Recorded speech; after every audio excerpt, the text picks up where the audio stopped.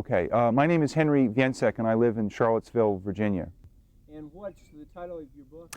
The tentative title is The Hairstons, and depending on who's reading it, the blacks will look at the title and say, oh, it's the Hairstons, and the whites will look at the title and say, oh, it's the Hairstons. So I'll cover both sides.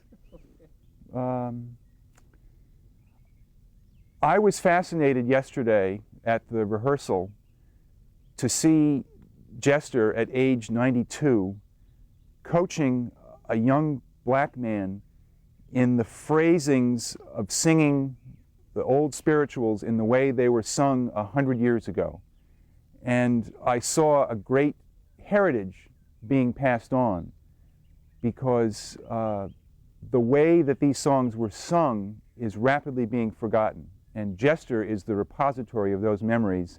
And I watched him privately coaching this man for 15 minutes, passing on the knowledge and experience that he has of an era that is long gone. And I was fascinated to see that.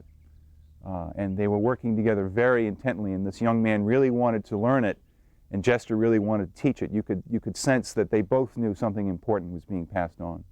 I think if he doesn't pass it on, then there are very few people left who can. Without being an expert in music, but just having watched him in action, I think that it's obvious that he's very close to what the Japanese call a national treasure, and what we should have. It's an institution we should have here, a designated national treasure, and Jester is certainly one of them. But the amount of knowledge that that man has acquired over a lifetime of study and listening and travel through America is probably not equaled in many other people. Well, I first met Jester as a result of visiting this house, visiting Peter, because I came here to write an essay about his house and the history of his family.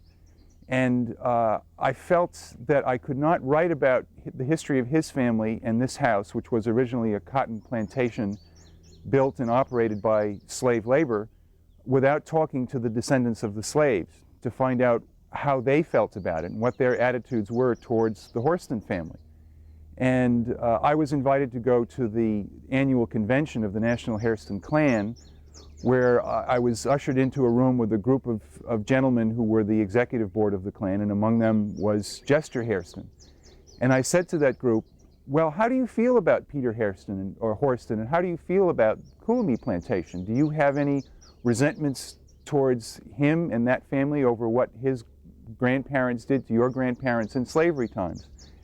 And Jester turned to me and said, it was our history that we were plantation slaves, but look at us now. And that summed up the family's whole attitude, and Jester's in particular, is that he harbored no resentment or ill feeling towards what had happened in the past, and had developed a very close relationship with Judge Peter Hairston. And through Jester and the other members of the Klan, it seems like the sins of the past were being forgiven.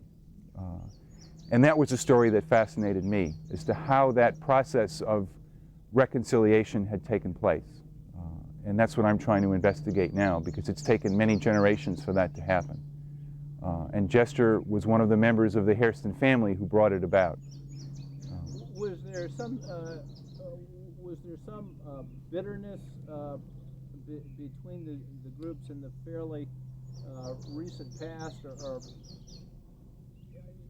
is that what you're saying, that there was fairly active animosity? No, there was none. I mean, it was the relationship between these two families. Really, it contradicted everything I expected to find.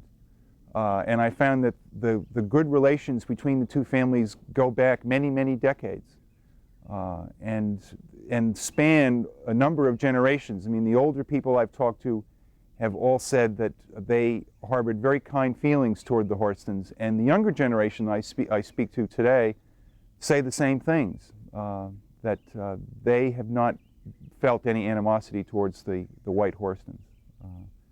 And this frankly surprised me. And that's why I'm digging deeper and deeper into their family histories to find out how this came about.